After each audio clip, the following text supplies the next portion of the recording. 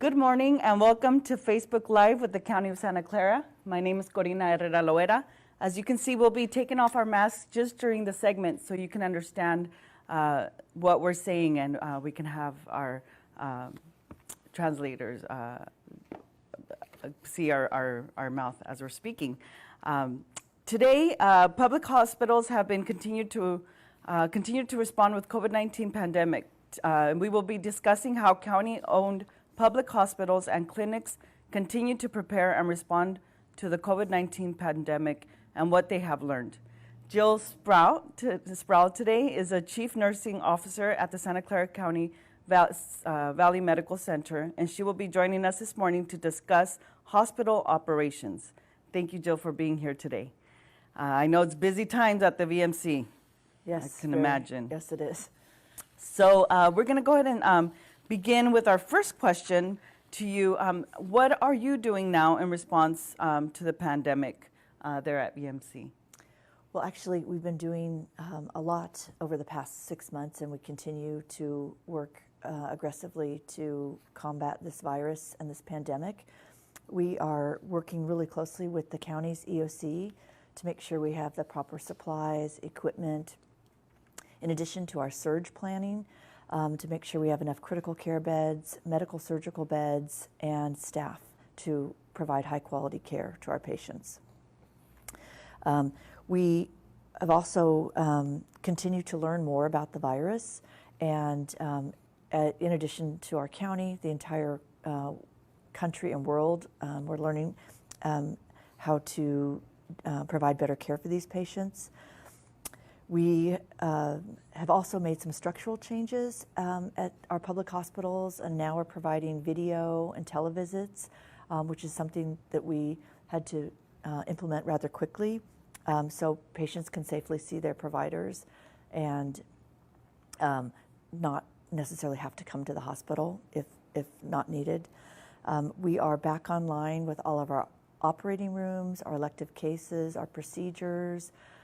So we are making sure that people that need care, whether it's because they are COVID positive or for all other non-COVID procedures and operations.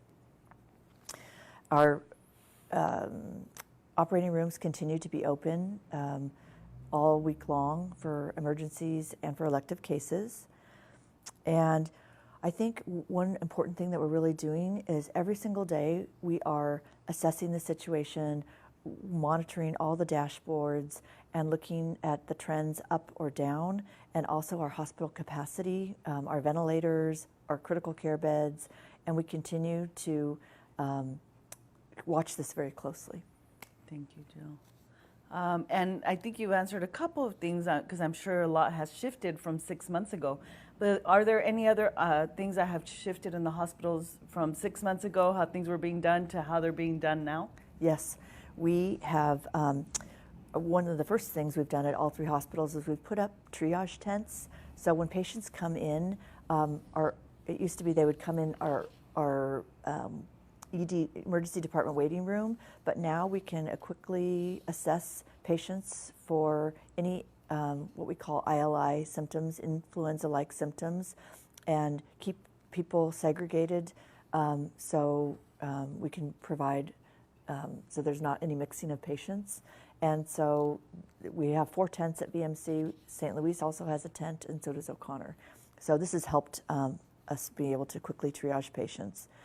We also mandate all visitor and employee screening of temperatures and universal masking. So we encourage people, patients and visitors, to wear a surgical mask, and if they come without one, we provide them. So everyone in the hospital is wearing a mask. And we have also changed our visitor policy, so we really need to limit the amount of visitors, and I know this has been very hard on families, so we are really decreasing the amount of visitors. But under special circumstances, end of life, pediatric patients, labor and delivery, there are special circumstances we are allowing visitors. But again, this has been hard on our families, and we know that. So we are trying to encourage iPads, FaceTime, and if a patient or family doesn't, a patient doesn't have a way to communicate, we provide the iPad because, combating isolation is really important for our families. We've also instituted a family communication. So when people are in the hospital, we facilitate communicating what's going on with the patients, both from our providers and the nursing staff. Thank you so much for that.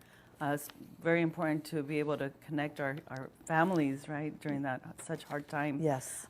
What have you learned and or your staff learned in treating patients with COVID-19?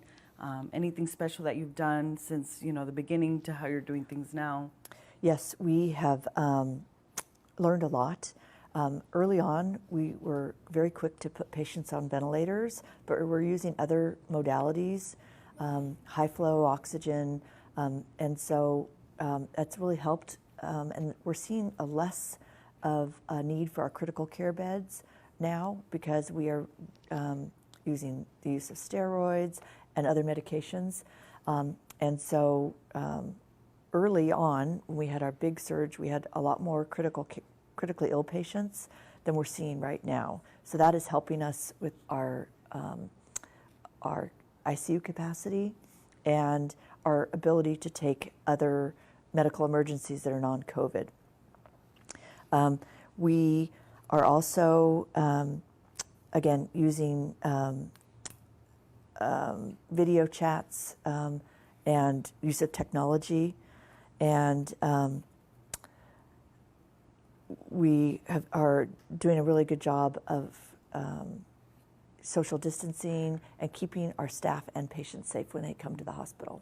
Thank you. We appreciate you. We appreciate all the staff that are working hard in our hospitals at this time and throughout these hard times. And you are not just doing the work, but you're also learning as you're going and implementing new things. So we really appreciate that.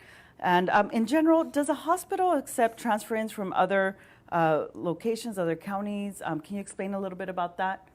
Yes, because fortunately we do have capacity at all of our hospitals, so we continue to accept our trauma program remains open for pediatric and adult. Our burn center remains open, and so we do get out-of-county transfers for those two programs. But we also, if any other part of the state is overwhelmed and does not have enough ICU beds, we do have capacity, and we would help out our surrounding counties or other parts of the state. If other hospitals were to be overwhelmed by critically ill patients, we also work with the EOC to be able to facilitate transfers. We are here for the community, and we are in this together, and it's been so inspiring to see the healthcare workers coming in day after day. And as we have we're 6 months into this, or like 8, I guess, six, I don't even know what month it is, but because we've learned so much, I see the staff's confidence and level of really knowing how to care for these patients. And when I round in the hospital, the nurses and the providers taking care of the COVID patients are very confident, and they tell me, Jill, we got this, we have this, and we are here for the community. And so it's very inspiring to see how we've come together as a county, and we've come together as 3 hospitals, and we've also come together for the community to care for these patients. Thank you. Definitely these hard times have really highlighted the heroes of our current times, right? Our nurses, our doctors, our firemen and our firewomen out there working hard during these hard times. Thank you so much. And now, can you tell us a little bit why following the public health guidance is so important also in your department? Yes, it's up to all of us to really make sure we decrease the spread of the virus, and we do everything to mitigate it, which is social distancing, wearing face coverings when we're out in public, good hand hygiene, wiping down high-touch surfaces, and not participating in any large gatherings. And really, it's up to all of us to decrease the spread. And by decreasing the spread, we are decreasing our hospitalizations, our patients that potentially could fall ill, critically ill, or even pass away. So we want to encourage everyone to follow the health orders and follow all of the guidance to decrease the spread. Thank you, Jill, again for your time. And as she mentioned, it's important for all of us to continue to follow those orders. As you can see, we have at least a 6 feet distance from us today, ensuring we continue to wear our masks. And remember, you can continue to tune in every Monday, Wednesday, and Friday here at 10 o'clock. We'll continue to have people like Jill and others from our community to talk about resources and what we're doing in our community to respond to COVID-19 and other issues that come up as they come up. And so remember to continue to stay safe, keep your families healthy, your health. We need everybody during this time. Thank you, Jill, again for being on, and we'll see you on Friday at 10 o'clock. Thank you. Thank you for having me.